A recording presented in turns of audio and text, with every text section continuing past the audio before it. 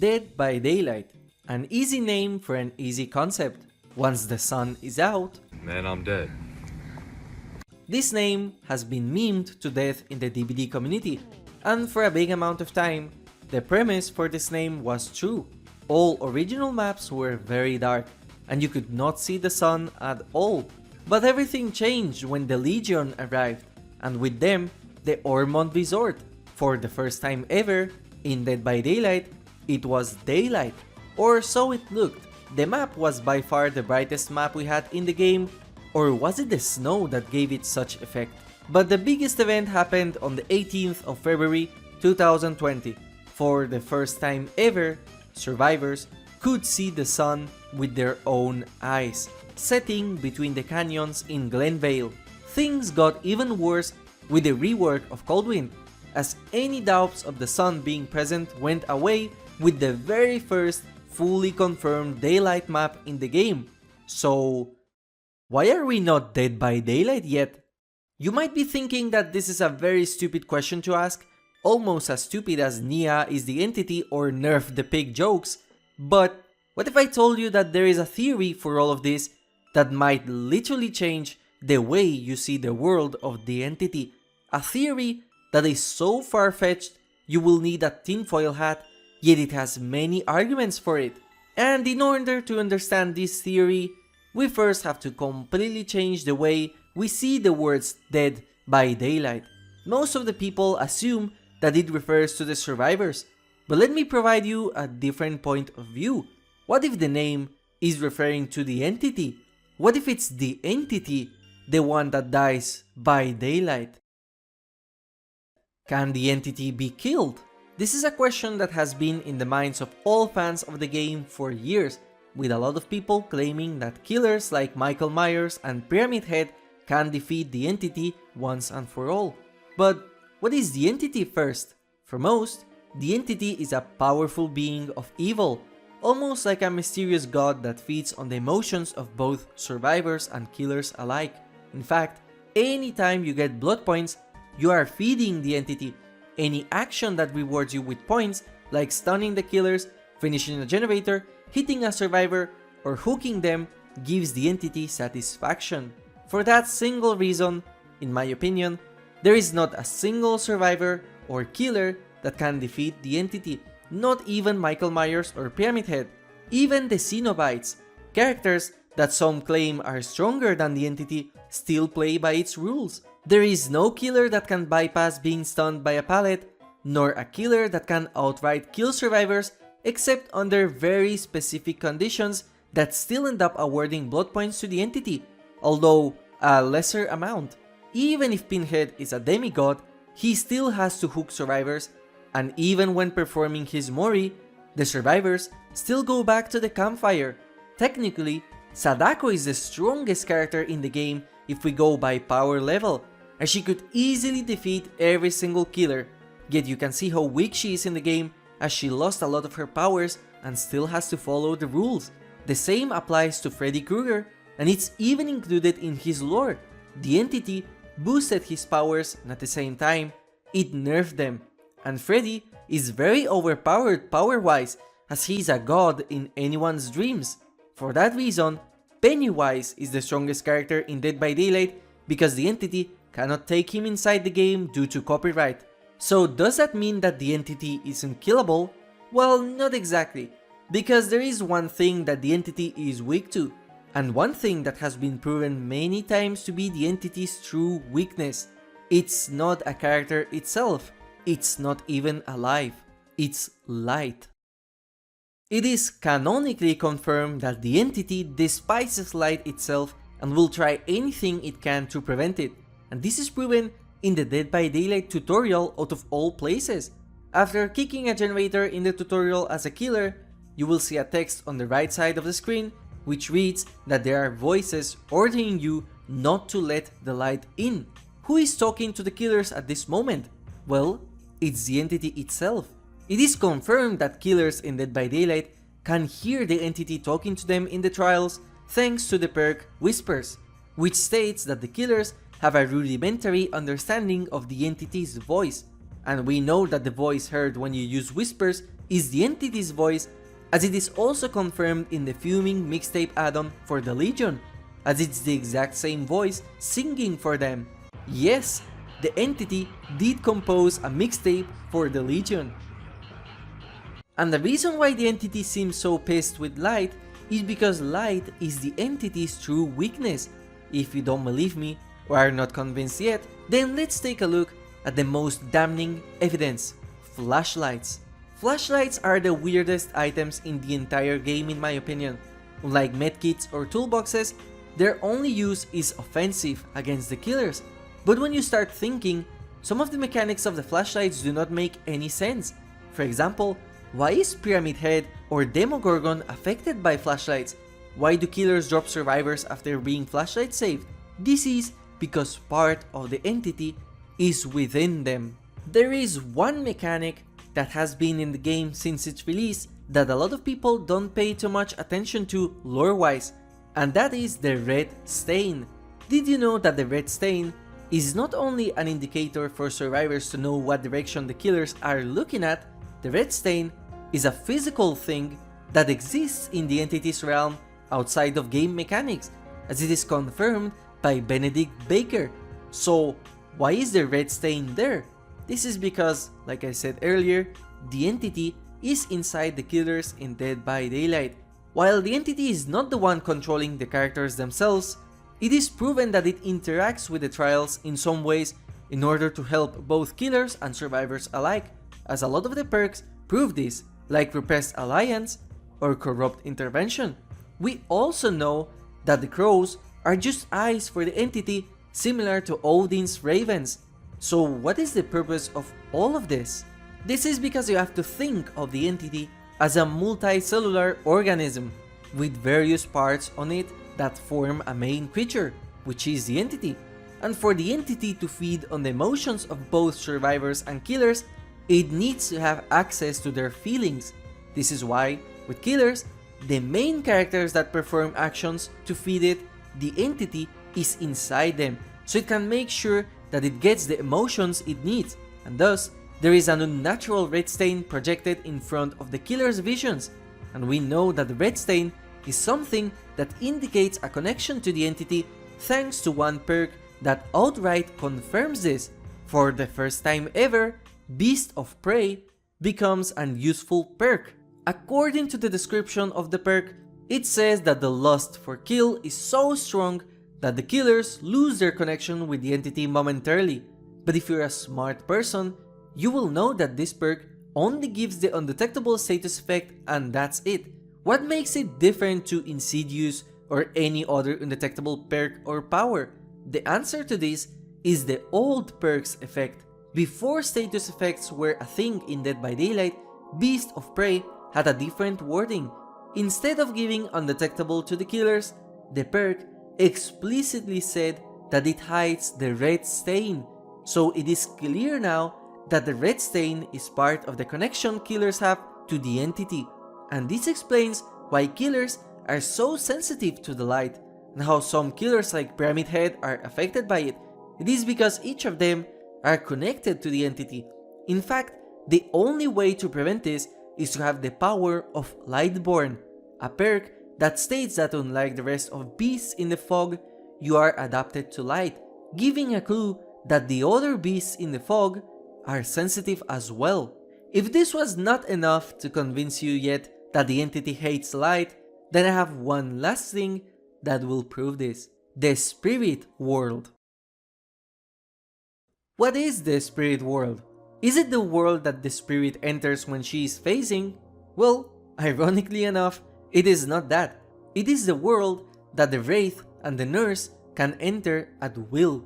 Whenever you're using the Wraith, you will be very familiar with the burning effect that happens anytime he enters or he leaves the spirit world. This effect is present in a lot of things inside the game. For example, the crows that fly away, the pallet crumbs after they are broken, the legacy cosmetics that feature this burning mark, or most importantly, the effect that happens whenever you select a killer or a survivor in-game. The spirit world is a very important part in the entity's realm, as this is the way the entity travels all around the realms. In fact, whenever you're hooked, you can see that the entity's claws are slowly appearing just like the Wraith, and the same happens anytime the entity blocks something with its claws. We know that the spirit world is deeply connected with this burning effect. The nurse can also dash through the spirit world with her power, which is why she is also getting burned so fast to the point it causes a lot of pain to her. But have you noticed that both Nurse and Wraith are also the killers that are the weakest to flashlights in the entire game, and the only characters that can be light burned? Light burn is a stun effect that happens whenever a survivor flashes its flashlight into a cloaked Wraith or a nurse that is about to blink. This stun only happens to killers that interact directly with the spirit world, so is it a coincidence? How about the fact that two other supernatural powers are also deeply affected by flashlights? You can burn the hack's catalyst from the ground with a flashlight, which makes no sense when you think you are burning mud. But if you think of the marks as the entity is doing, it suddenly makes sense why they are burned from the ground and why the hack can also draw in any type of floor in the entire game. The artist is another killer that is deeply connected to the entity, also has problems with flashlights. The crows that she can spawn can be burned by these items, just like you can burn Wraith, the nurse, or the hack's traps. There is only one more case of something that is affected by light burn, and that is the Nemesis zombies. Unlike the Knight's minions, who cannot be burned or interacted with a flashlight, the Nemesis zombies are also very affected by flashlights, more than any other killer in the game. It is curious how also these creatures are independent of the Nemesis, and also how they spawn and despawn just like Victor would. The zombies of Nemesis are just another creation by the entity. However, some of you might ask the next question. If the light is enough to hurt the entity so bad, why can't we shine a flashlight to any entity blocker in order to hurt it? Why can't we shine a flashlight to a hooked survivor in order to remove the entity spikes? And that is an amazing question that can be also answered easily. In all those cases mentioned, the entity is found outside of the spirit world. It would be logical that in order to hurt the entity, we would need something stronger than a flashlight that only lasts for a few seconds. For this reason, the only way to hurt a being inside the spirit world, a world where they are invisible, is to hurt them with light, because they become extremely sensitive to it. Notice how the Wraith does not get burned directly either way. You have to concentrate the light for an amount of time to burn them, and the same applies to blinding any killer in the game. It is not instant, so that means that the spirit world just has less defense against light than the real world. And now comes probably the biggest twist in the entirety of Dead by Daylight theories. I know what you've been thinking this entire time you were listening. If the entity is weak to light, and if there is light burn, then why are generators part of the trials? And most importantly, how is it possible for Wraith not to burn while playing in Coldwind Farm? Well, be prepared to hear one of the wildest theories in Dead by Daylight by far. But before that, I would like to quickly explain why generators exist in Dead by Daylight, as it is a topic that can be easily explained. Generators exist there to give hope to survivors, and I imagine that the entity likes it better this way. If there were no generators in Dead by Daylight, survivors wouldn't have any hope of escaping at all, so them existing is not an issue with this theory. But the sun existing is definitely an issue, because that is directly something that the entity has influence in. So what is going on? Did you know that back in the days, killers and survivors had offerings called Moonlight bouquets? These offerings allowed us to change the brightness of the maps to either increase it or decrease it. However, something very weird about it is that despite the item being called a bouquet, it's only one flower. And did you know that according to the Dead by Daylight wiki, these offerings had a completely different icon before the game's release when they are indeed bouquets instead of being a single flower? Okay, this fact has absolutely nothing to do with the video, but I thought it was cool to share.